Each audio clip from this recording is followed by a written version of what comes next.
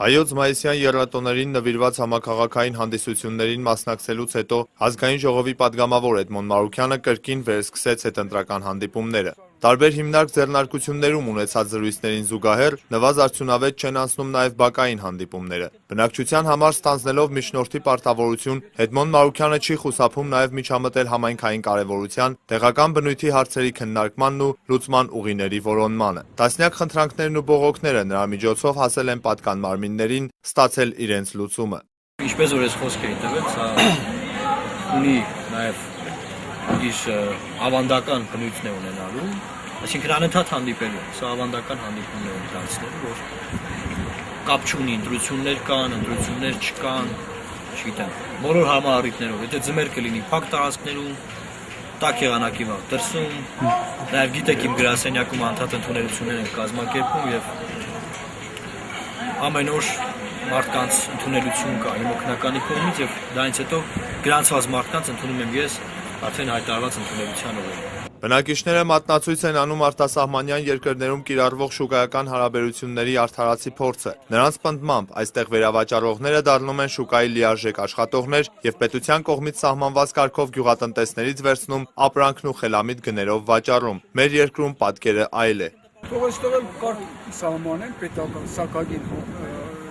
չափանիշելի, որ գյուղացույց վերցնի հետգնով այդ շուկաները դառնան պետական ունենան, դիրեկցիա ունենան եւ վերավաճառողները դառնան աշխատող, գործազրկությունն էլ կվերանա, ժողովուրդը, այս մեր ժողովուրդն էլ օր 3 անգամ կամ 2 անգամ գիդը փոխվելով, մեզ էլ ձեռնտու կրի։ Այո, պետությունը պետք է կարգավորիչ դեր ստանձնի։ Դրսից եկող գործարարներին, ովքեր ցանկանում են ներդրում կատարել քաղաքում, բնակիչների պնդմամբ չեն տրամադրում գործունեության համար անհրաժեշտ տարածք եւ պայմաններ։ Որպեսզի ընդհանուր չխոսա, կոնկրետ կա գործարար, որ եկել է ուսման ներդրում անի Վանաձորում, իրան ասում են տարածք չի։ Բոլորը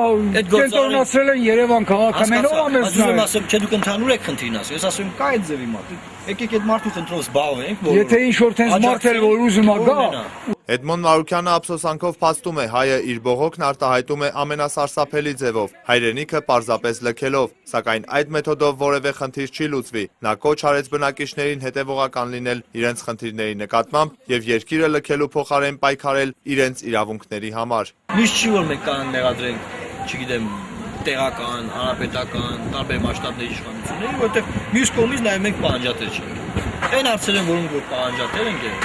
դրանք ասենք ոնց ասեմ 70-80%-ներով լուծվող հարցեր լուծվում։ Եթե մենք հավաքական այդ խնդիրները բացացնենք։ Հուսալքված քաղաքացիներին Էդմոն Մարուքյանը փոխանցեց ուրախալի տեղեկություն։ Հուլիս ամսից սպասվում է նվազագույն աշխատավարձի բարձրացում։ 40 մանեթ թոշակ եմ առնում, 40 մանեթ վերում սիրում տանեմ, զբերկասը մտալու գալ։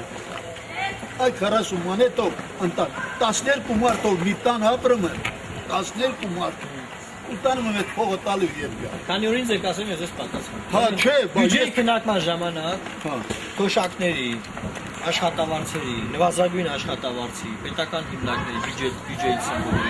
բոլորի հարցերը քննարկվում։ Պատասխանը եղել է հետևյալ, որ այս պահին պետության միջոցները, ռեսուրսները, այ դուք եք ասում արտագաղթել են մարդ չկա եւ տնտեսությունը իրան այնքան չի բավականացնում կարողացնում, որ բարձրացնել, բայց այս վերջին քննարկումների ընթացքում խոսվել է, որ հուլիս ամսին պետք է նվազագույն աշխատավարձը բարձրանա, որից նաև որի արդյունքում նաև մյուս ուղղություններով կարող է նաև թոշակները բարձրանա ինչքան քանի։